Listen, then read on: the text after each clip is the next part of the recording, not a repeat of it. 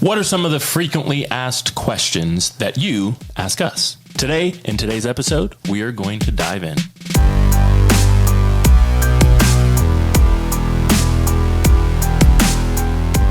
What's up, everybody? It is Jonah and Jeremiah here of the Cash Compound, the Banking Bros, ready to bring you another podcast episode this afternoon or morning or evening, whenever you're listening to it, talking all about today's topic, which is our frequently asked questions. Yes, every couple of weeks we go back and we refresh based on what new listeners and viewers are asking us. And we hope you guys continue to submit your ideas and what's going on so you can have clarity about how to grow your wealth in the ways we talk about, which is, of course, infinite banking. What we're talking about is saving and spending money at the exact same time and proving to you how that's very possible with a tool that's age old, but often misconfused. Yeah, it's very important to understand, confused, though. We are saving our money, spending their money. They're being the insurance companies. It's possible for us. It's possible for you. We're doing it. You can too. And today we've got a list. We compiled a list of our frequently asked questions for the first timer. What people want to know. And of course, in conjunction with that, we're going to pull some questions we have not yet answered off of our social media channels and platforms as well. So again, if you're paying attention to us, and whether that is on Facebook, on TikTok, on Instagram, on YouTube, listen to our podcast, submit your questions, submit your questions. We want to be able to answer them either on air like we're doing now or just individually. Just depends on how you submit. So. And be aware that we're going live from time to time now. I think we're going to upgrade that. You can schedule going live. So you can go ahead and make a subscription notification there. Click the bells or the whistles or the sounds so you know when we're going live so you can get your question answered right then and there. We obviously try to get to as many as possible, but also be ready to understand how your specific question might also be somehow answered in somebody else's question, just in case we don't get to yours specifically. All right. So again, let's preface our list of questions by letting everyone know, especially if this is their first time listening or watching us, that what we do here at the Cash Compound is we use specifically designed whole life insurance policies from a mutual company that pays dividends to create your own personal bank, meaning you have the ability to use someone else's money in the lending or loaning process while earning interest and dividends on your dollars. In that lending process, you can, of course, charge more interest or pay even yourself, if you're the one who took the money, more interest back into your policy, increasing the cash values, the death benefit, the amount growing and earning interest. That's what we teach people how to do. And we've got some frequently asked questions about people who are interested in getting this process started. So why don't we just go back and forth? I'll ask you one, you ask me one. Let's go. We'll do it like that. All right. I've got a question for you first. Someone says, can I roll my 401k or retirement money into a plan like this? Good question out there. We get that a lot. And the simple answer you're looking for is no. Let me qualify. I always like to answer the question first to make sure they're not fuzzy or confused or even getting upset with us. So you're probably talking about rollover, right? Which is pretty much an industry specific term, meaning can I move money from these type of qualified accounts into my personal banking systems and policies without any taxable events? No, that is not how it works. Life insurance is not qualified. Qualified is an industry-specific term that helps us understand what the government specifically has preferential tax treatment for. They've qualified it in IRS and tax code, so you can get preference on how that's going to be or not be taxed and things like that and used for later on in life. Life insurance at its core is not a product of the tax code at all. It is separate. There's lots of different types of life insurance, so make sure you understand what I'm saying. But what we are talking about is not a rollover type exchange. So that's a simple answer. And maybe if you need more, ask us new questions. All right, you're up. Okay, here we go. How should I insure? Who should I insure? Me, myself, my child, my spouse. Who is it that I'm supposed to insure? That's a good question. Now, first off, remember that we're talking about life insurance. There needs to be a body. Lots of times people kind of miss that. There needs to be a body. It's attached to a life. Abraham Lincoln, Martin Luther King cannot do this. They're no longer with us. So we need a body. So whose body? Yeah, absolutely. So just like you said, can't be a business.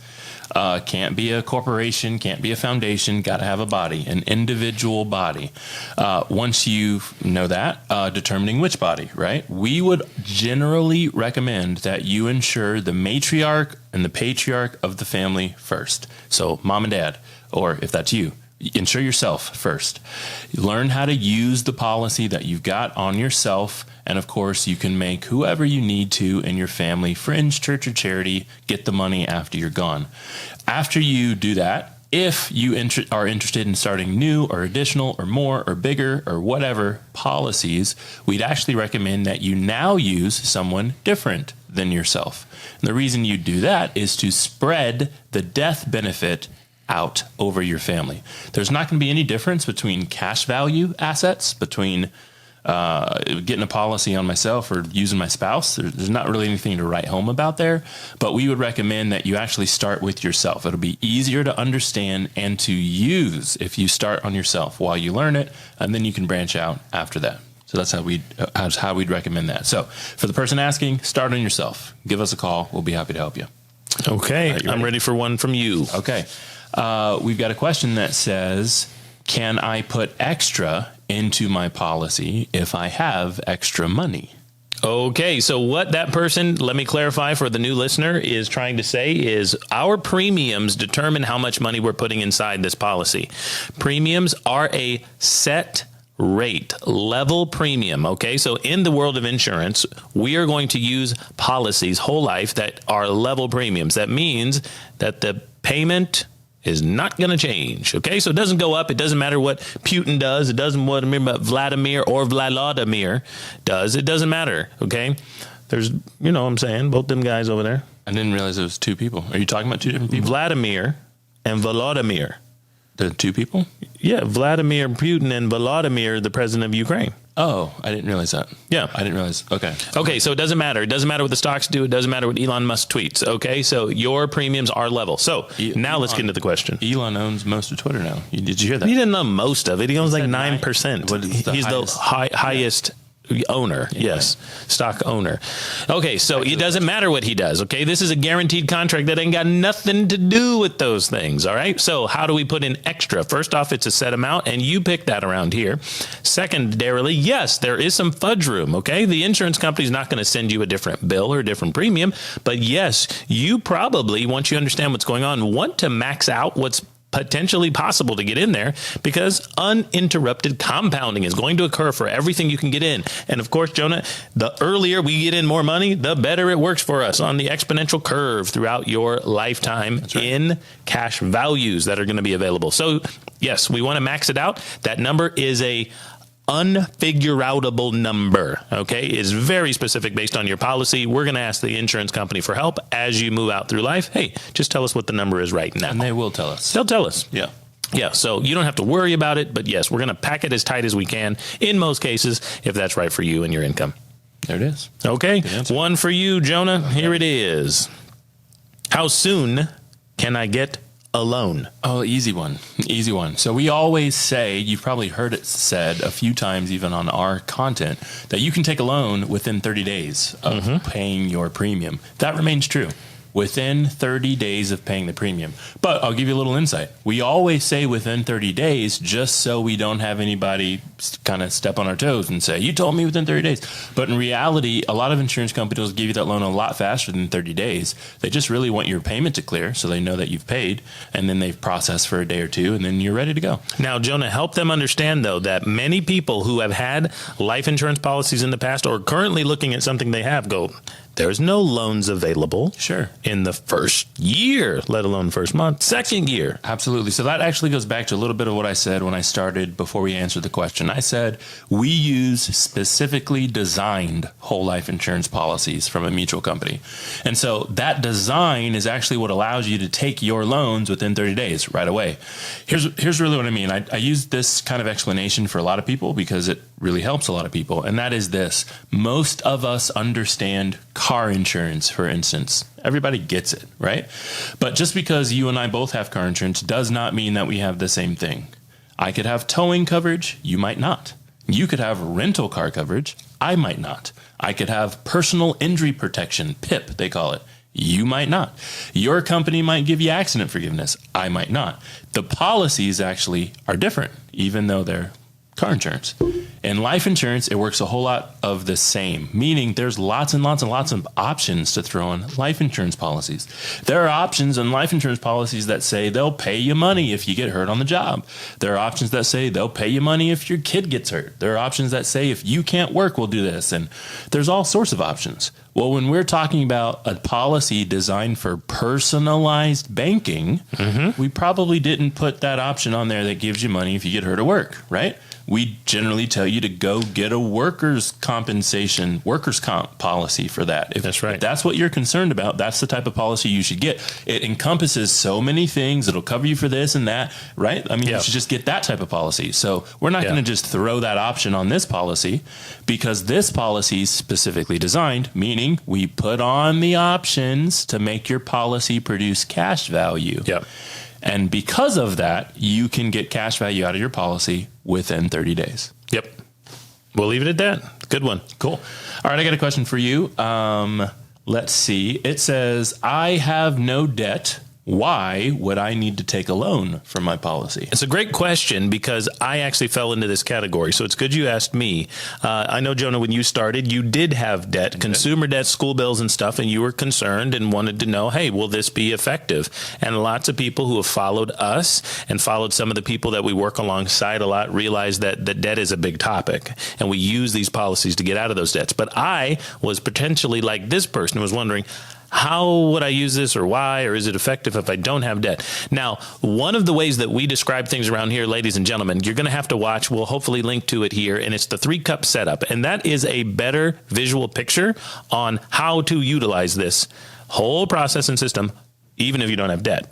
And so what the 3-cup process does and helps you see is that every dollar you put inside premium into a specifically designed whole life insurance policy from a mutual company, every dollar has guaranteed, uninterrupted, compounding growth on it for your whole life. Get it?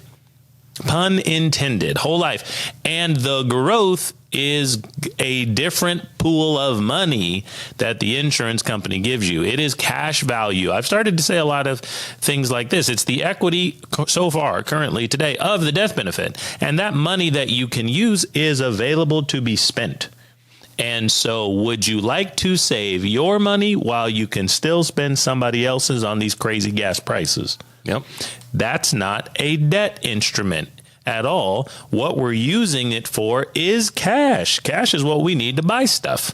Okay, so yes, even if you do not have consumer debts, would you like to be able to put your money in a pile and have growth and credit to you over here in cash values based on what you put in premium, and you can spend that pile instead while your money continues to grow?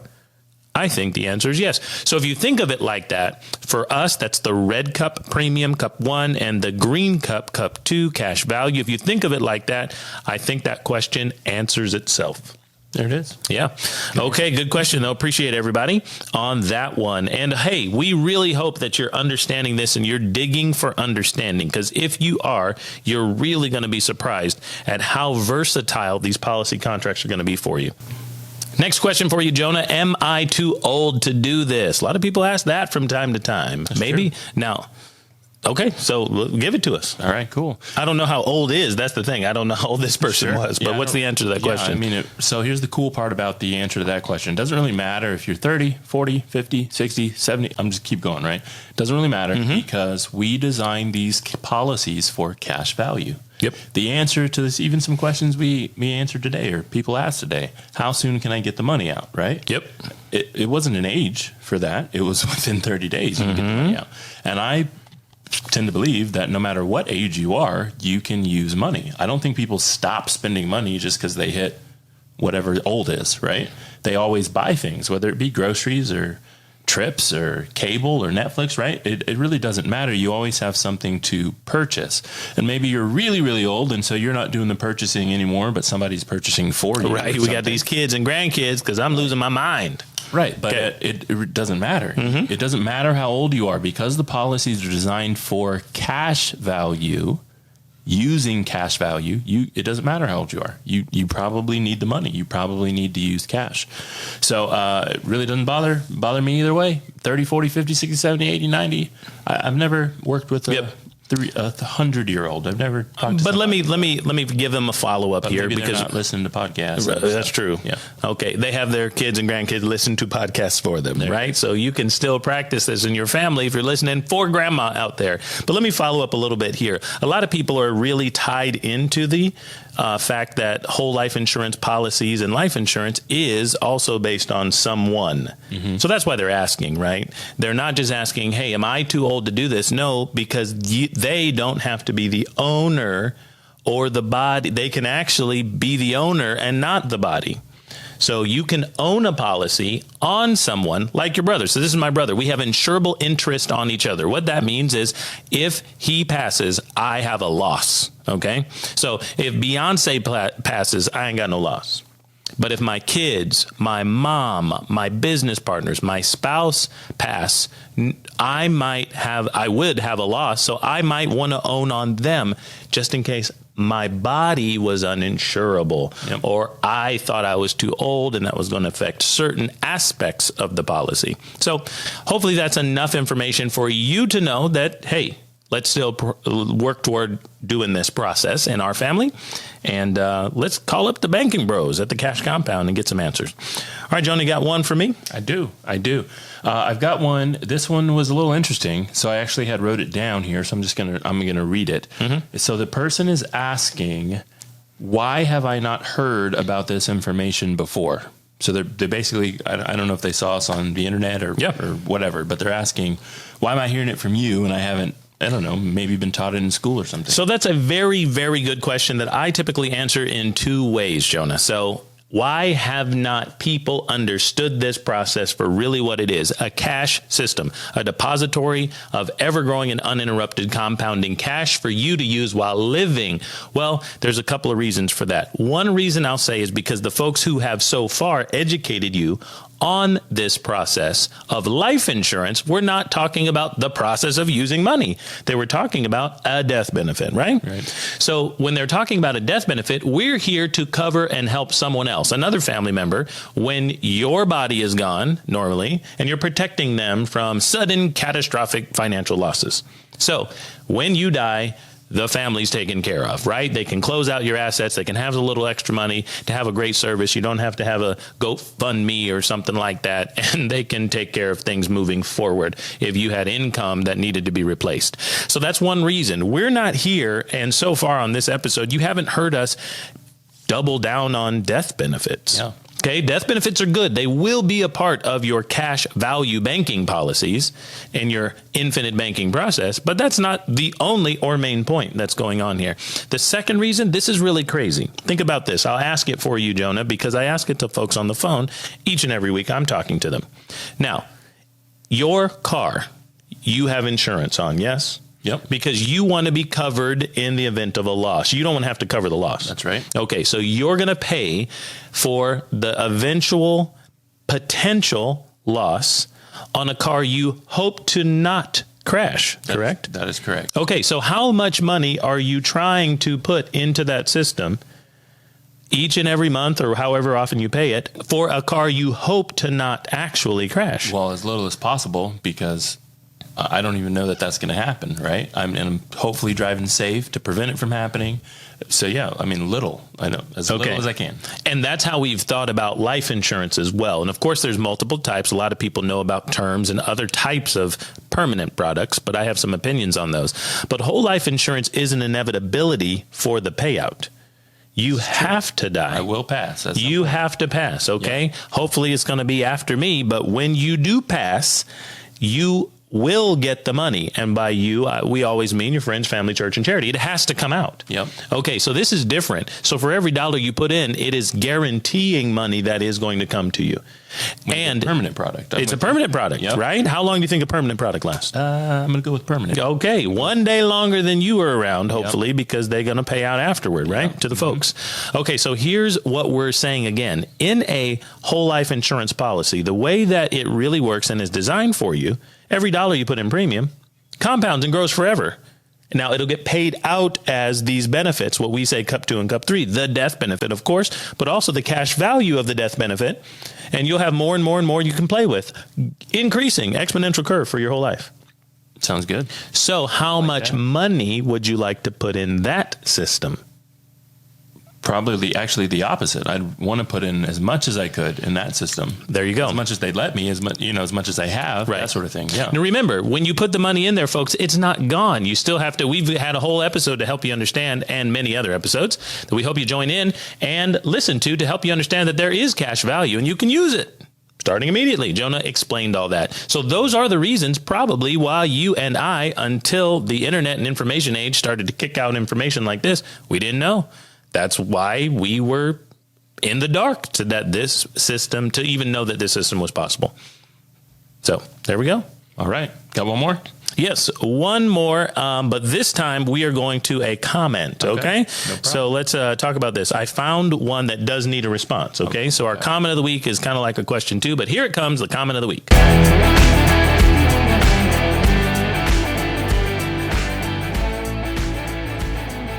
We are looking at our TikTok account, one of our TikTok accounts, Jonah, and this one I want you to answer for this guy, okay?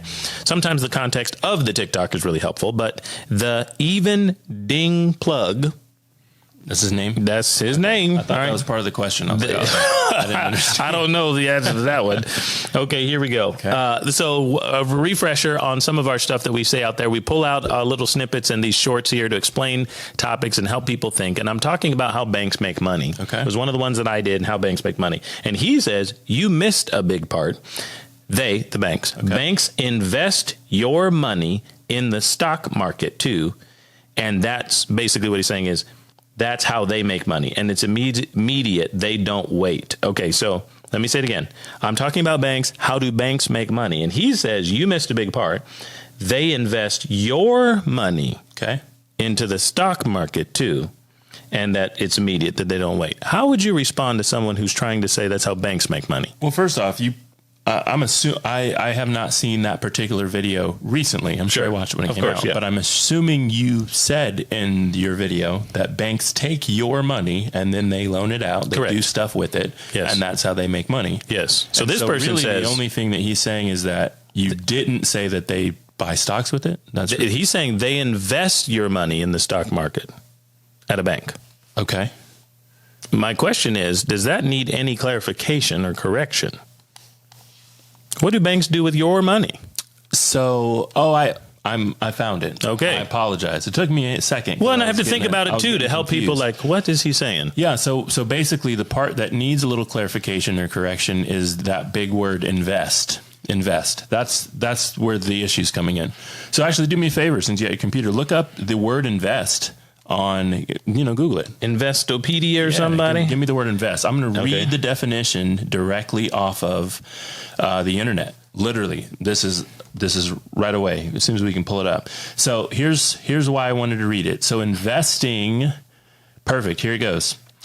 Investing is the act of allocating resources, which is usually money, with the expectation of generating an income or profit. You can invest in endeavors such as money to start a business, assets, purchasing real estate in hopes of reselling it later at a higher price. Here's what it's missing from the definition. If you have the hopes or expectations of making higher money, that also means you possibly won't do that. That's not a guarantee that I'll get higher money. That's right. Right? The definition literally says hopes and expectations. Just read it. That also means it's possible you don't make money. And it's also mean it's possible you lose money. Investing implies more risk. Right. To make more money, right? And that's what banks actually are not doing. There we go. Banks aren't doing that. Yeah. Here's why banks aren't doing that. They can't, as funny as it sounds, banks cannot take our paychecks when we deposit it into the bank, you go spend the money and hope to make some or hope not to lose it. It wouldn't work. You would never put your money in that bank.